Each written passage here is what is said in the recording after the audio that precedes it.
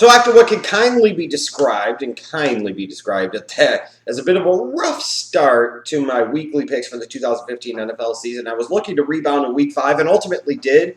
Going 10-4, I think I have the same record as Microsoft's Cortana that does the weekly picks as well. So up yours, computer, I'm just as good as you.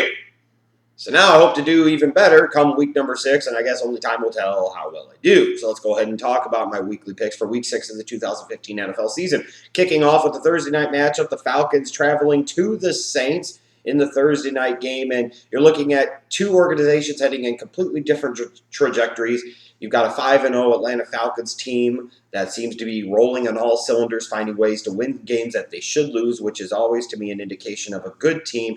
Head coach Dan Quinn has these guys bought in. They're believing. They're playing some really good football, finding ways to win these games, and they've put themselves in a really, really nice position going forward. Whereas the New Orleans Saints are 1-4. They look bad. They are bad.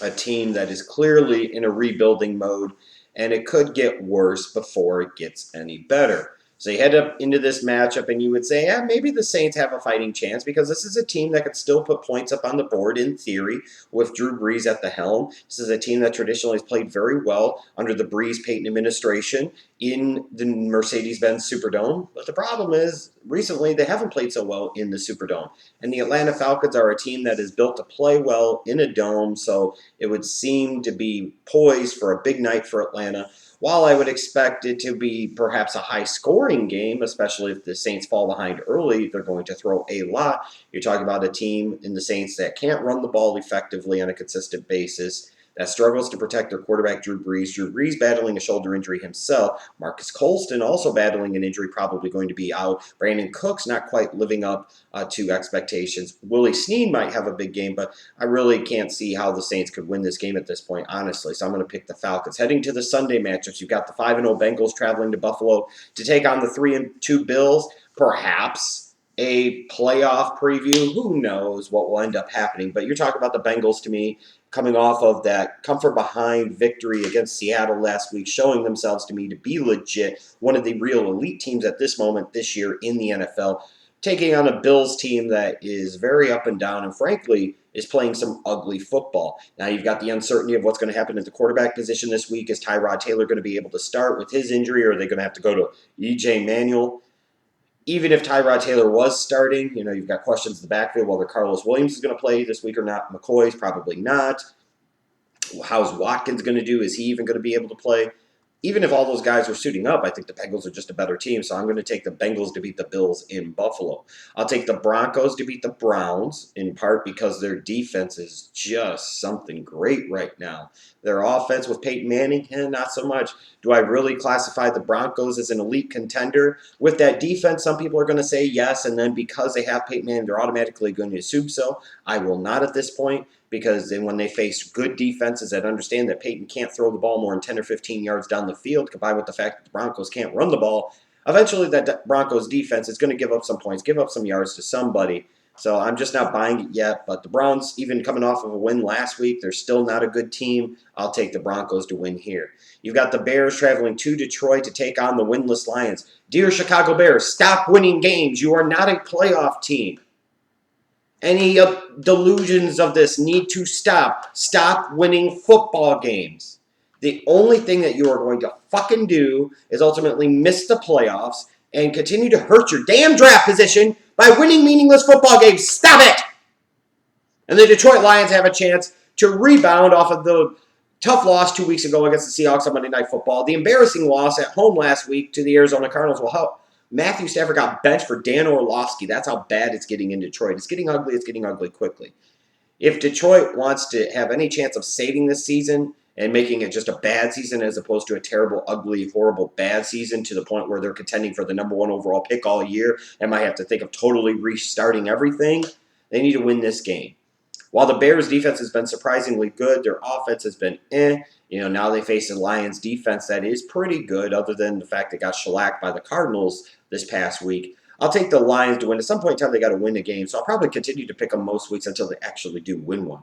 You've got the Dolphins coming off of a bye week with their new interim head coach and Dan Campbell traveling into Tennessee to take on a Titans team that, for a lot of intents and purposes, had a disappointing weekend last Sunday when they found a way to lose to the Buffalo Bills, a game that they probably, frankly, should have won. I thought they outplayed them. It's just it didn't happen.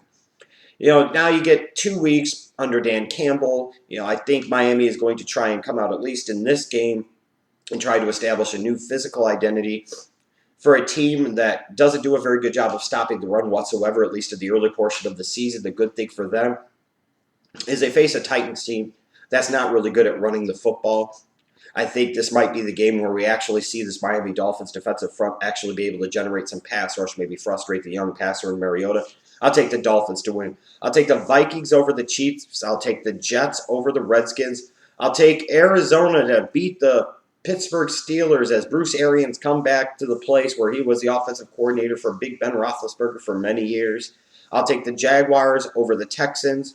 Another feature matchup sees the undefeated 4-0 Carolina Panthers traveling into Seattle to take on the 2-3 Seattle Seahawks.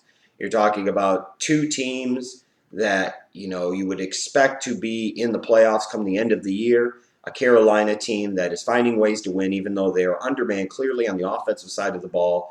And for them, luckily, that it looks like they'll get Luke Kuechly back finally this week from his Week 1 concussion.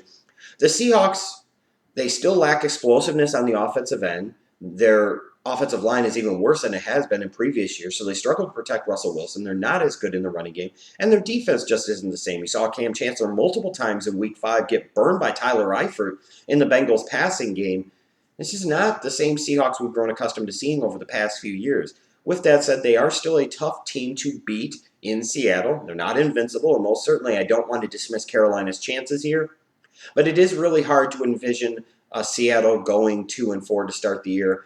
It's even just because Carolina's coming off of a bye week, that doesn't always necessarily mean anything. Sometimes that week off early on in the year can be a bad thing because it could disrupt chemistry, it could disrupt timing, it could disrupt the aura of the team. So I will take the Seahawks to find a way to beat the Carolina Panthers because maybe the lack of weapons for the Panthers on offense outside of Greg Olsen and Cam Newton might sit there and allow the Seahawks to play better defensively, make it a defensive, physical type of game, and the Seahawks play that game better than the Panthers, in my opinion. One potential for a high-scoring affair with a lot of yards through the air and a lot of fantasy points has to be the Chargers traveling to Green Bay to take on the Packers. The Chargers are smarting after that home loss on Monday night to the Steelers. The Packers just continue to keep rolling. Again, just like the Cincinnati Bengals, to me, the Packers are clearly the class of the NFC for sure and one of the elite teams, along with the Bengals, in all of the National Football League at this moment. Anytime you've got Aaron Rodgers, you've got a chance to win. You've got a defense that's playing well. You've got weapons all over the place. This is a really good Packers team, and I expect them to show that on Sunday in Lambeau. I don't really see where the Chargers have enough to be able to beat the Packers. I'll take the Packers to win. Then you've got the Ravens traveling to San Francisco to take on the 49ers, a rematch of Super Bowl 47. And you look at this matchup, you've got two 1-4 teams, two pretty bad football teams. Let's just call it as we see it. The Ravens are struggling like I thought they were going to, and the San Francisco 49ers are struggling like I think most everybody thought they would. But there was a little bit of glimmer of hope in life for the 49ers last week. They played pretty well against the New York Giants. Yeah, they ended up losing the game, but Kaepernick played better. Granted, it was against one of the worst pass defenses in the NFL, but he seemed to have a little bit of a better rhythm. Anquan Bolden got a little bit more involved in the passing game. They were solid. They didn't do enough to win, but they weren't terrible either. Heading into this matchup, this could be, again, a situation where Baltimore's pass defense is boo-boo. Hence, see what McCown did against them last week, going over 440 yards on their asses. And then you've got the San Francisco 49ers defense that allowed Eli Manning to put up big numbers on them last week and is getting shredded in the passing game.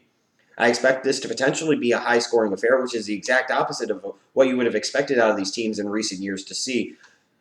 I will take the Baltimore Ravens, though. Joe Flacco's better than Colin Kaepernick, and I just think at the end of the day, the Ravens have a little bit more in their corner than the 49ers.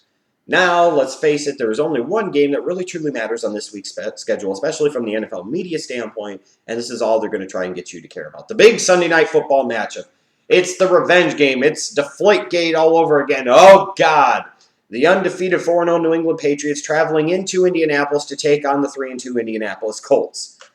So, you've got a pissed off, angry Patriots team, even though they'll try and play the company line this week. They're angry, they're upset, they're pissed off. It's the Colts that got the whole Deflategate bullshit set in motion.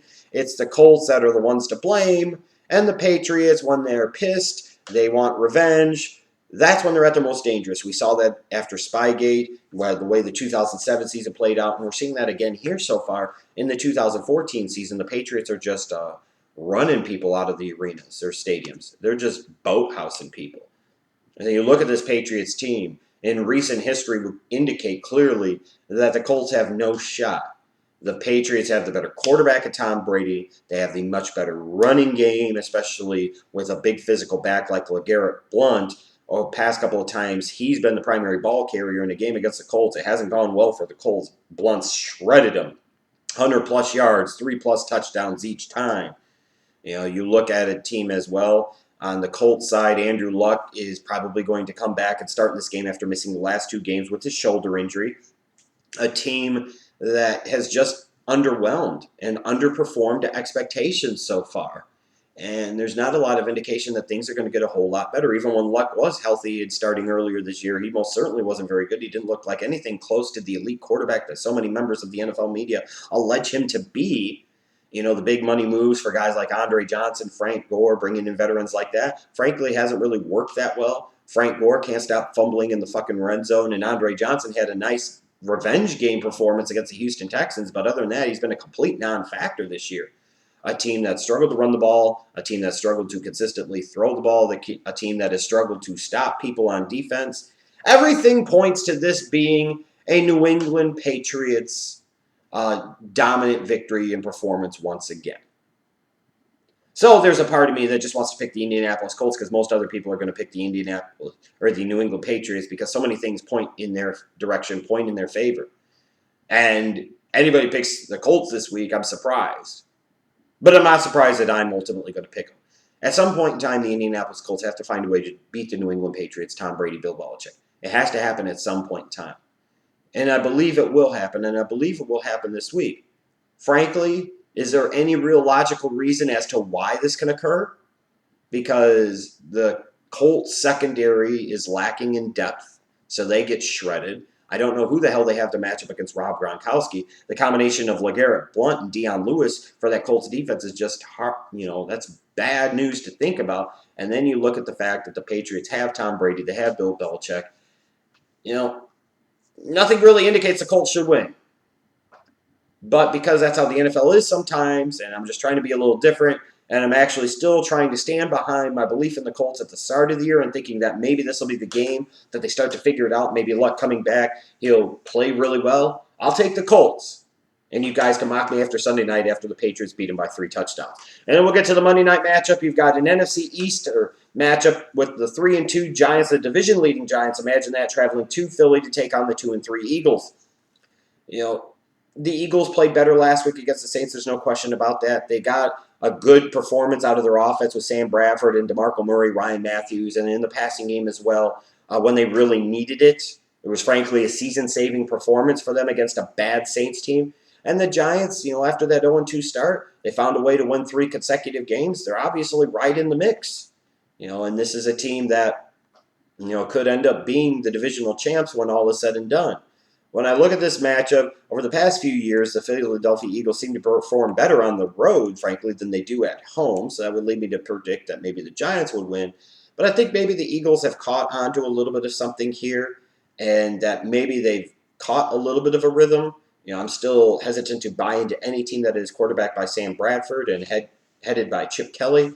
But I think the Eagles will find a way to win this game. So I'll pick the Eagles to beat the Giants on Monday night. Again, you're welcome to go against me. I went 10-4 last week. Hopefully you guys did just as well, if not better. We'll come back next week and see how we did.